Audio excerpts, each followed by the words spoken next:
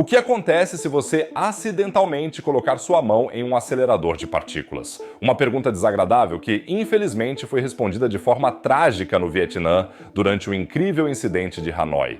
Não deixe de ficar ligado até o final, porque tudo nessa história maluca vai te surpreender e nós também vamos ver gravações originais. Prometo que vai ser realmente louco. Bem-vindos, pessoal!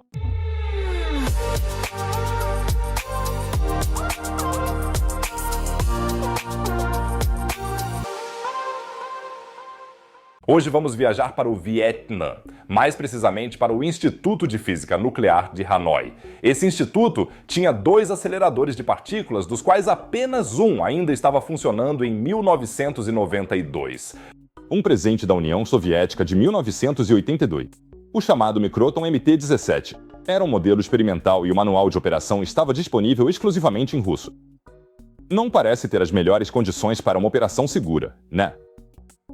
Em 17 de novembro de 1992, uma equipe de pesquisa liderada pelo diretor do Instituto, Chan Duc Thiec, e peço desculpas pela minha pronúncia vietnamita, realizou experimentos com um acelerador. Eles irradiavam amostras de minério de ouro com raios X, que o acelerador gerava ao disparar elétrons em um alvo de tungstênio, ou seja, uma placa feita de tungstênio que era usada como alvo para as partículas. Na verdade, havia um sistema com o qual as amostras podiam ser trocadas remotamente, usando ar comprimido. No entanto, como a primeira amostra precisava ser substituída após apenas 1 hora, decidiu-se substituí-la manualmente. Uma decisão desastrosa. Após trocar a primeira amostra, a equipe colocou a segunda amostra na sala de irradiação e então se dirigiu à sala de controle.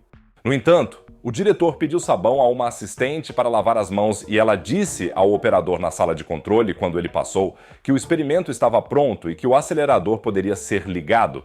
Mas em vez de ir até o lavatório para lavar as mãos, o diretor voltou à sala de irradiação para corrigir a posição da amostra mais uma vez. Ele a reajustou várias vezes com blocos de cera, com as mãos a apenas alguns centímetros de distância do tungstênio. Sem saber, ele já estava na linha do acelerador ligado. A assistente então percebeu que o diretor não estava do lado da pia e chamou por ele. Como não houve resposta, ela correu para a sala de irradiação e encontrou a porta aberta. Ela chamou novamente, mas o barulho dos geradores e dos sistemas de ar-condicionado era muito alto. Em pânico, ela correu para a sala de controle e pediu ao operador que desligasse o acelerador imediatamente. Quando ela disse ao diretor que ele estava no feixe ligado há vários minutos, ele ficou muito quieto. E aqui chegamos na pergunta interessante. O quê? Um acelerador de partículas faz com o tecido humano. Aceleradores de partículas levam partículas carregadas, como elétrons, a quase a velocidade da luz.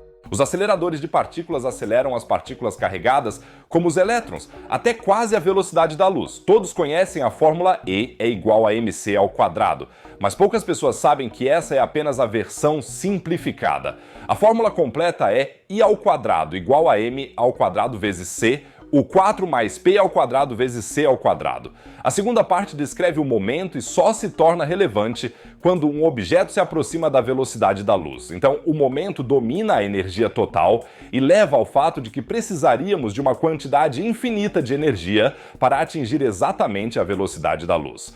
O acelerador MT-17 conseguiu acelerar os elétrons a 99,9999% da velocidade da luz. Esses elétrons extremamente energéticos colidiram então com o alvo de tungstênio, gerando assim um feixe de radiação X de alta energia. Tudo isso soa muito científico e dramático, mas foi realmente tão ruim. O diretor nem sente nada aqui, infelizmente. Isso é exatamente o traiçoeiro da radiação ionizante. Você não percebe nada no início. Naquela noite, o diretor voltou para casa de motocicleta pelas ruas de Hanoi, como de costume. Suas mãos estavam um pouco estranhas, mas ele culpou a artrite reumatoide.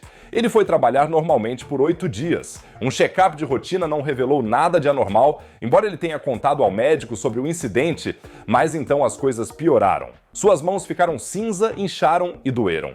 Apesar disso, ele esperou mais 2 semanas antes de finalmente ir a um hospital especializado em 11 de dezembro. O diagnóstico foi claro. Suas mãos foram gravemente danificadas pela radiação. O que se seguiu foi uma odisseia de 600 dias em vários hospitais. Vários transplantes de pele falharam. Em março de 1993, o dedo mais gravemente danificado teve de ser amputado.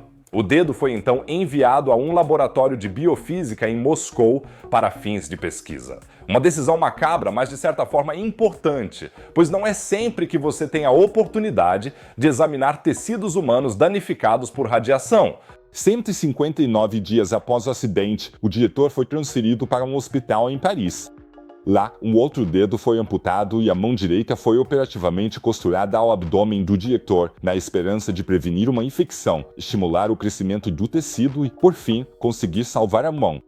Infelizmente, a tentativa falhou e, em 9 de junho de 1993, a mão direita inteira teve que ser amputada no pulso.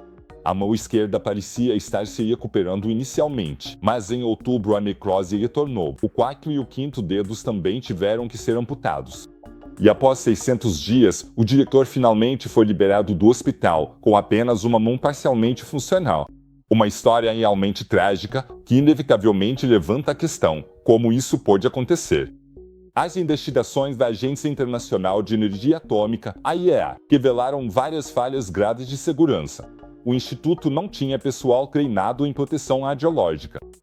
Não havia sistemas de segurança automáticos que impedissem o acelerador de ser ligado com a porta aberta.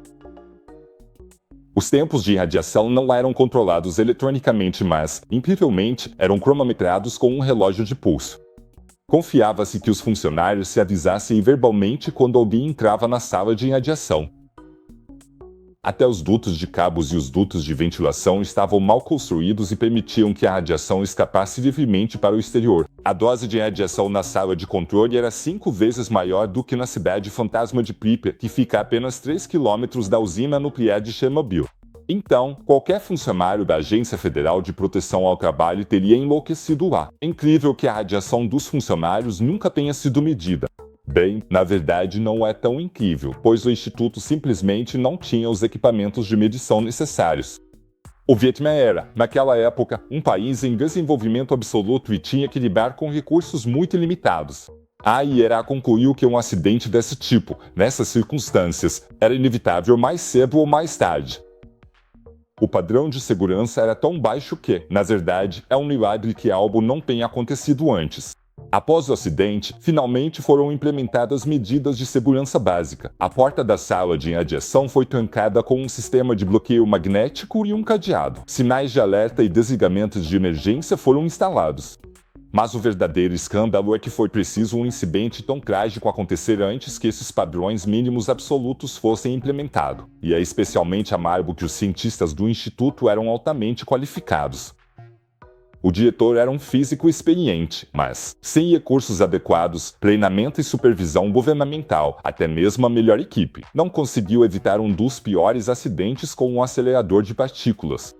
Como tantas vezes, não foi a física ou a tecnologia em si que causou o sofrimento humano. Foi um erro humano, a falta de tempo e a suposição de que, se não se sente nada, então nada aconteceu. Hoje, os aceleradores de partículas são mais seguros do que nunca. Existem 30 mil dessas fascinantes máquinas em todo o mundo, que são usadas na indústria, na medicina e em pesquisas. A maioria delas é usada para irradiar tumores e, assim, ajudar milhões de pacientes. Mas o incidente de Hanoi nos lembrou que nunca devemos perder o respeito pelo poder dessa tecnologia e que da próxima vez que alguém da área de saúde e segurança o irritar no escritório, é porque você não é o único.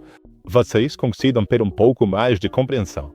Para continuar atualizado sobre histórias emocionantes do mundo da ciência, assine o canal agora e agora vamos viajar para um acelerador de partículas muito mais seguro. Isso acontece no CERN, na Suíça. Coisas realmente incríveis estão acontecendo aqui no momento. Alguns já estão dizendo que descobrimos uma física totalmente nova. Você pode saber tudo sobre as descobertas revolucionárias no CERN no vídeo acima à direita. Não deixe de dar uma olhada. E se você quiser apoiar o canal, dê uma olhada nos outros vídeos, pois há muitos outros tópicos interessantes. Caso contrário, eu diria que vejo você no próximo vídeo. Fiquem bem, pessoal.